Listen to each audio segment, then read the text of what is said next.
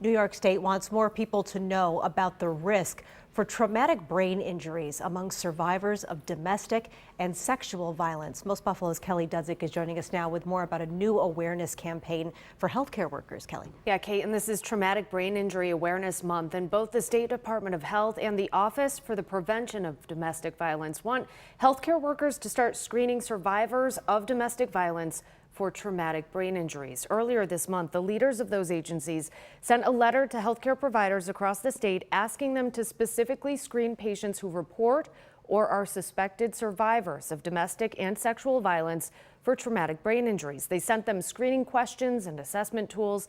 They also said more than 2,200 people in New York State die every year from traumatic brain injuries. This afternoon, I talked with the executive director of the Office for the Prevention of Domestic Violence, and I asked her what questions healthcare providers should be asking.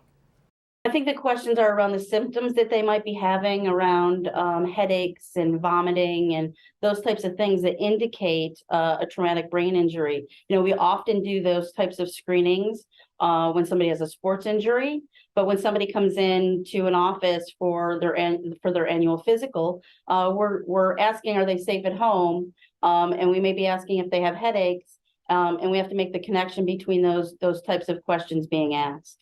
She says memory loss could also be a symptom, and she also suggested ways all of us can help survivors of domestic abuse. You can truly listen to someone and get them the resources they need if they can't do that themselves. We have a bunch of information for people with the story online, Kate. It's certainly so important to have that conversation. Kelly, thank you.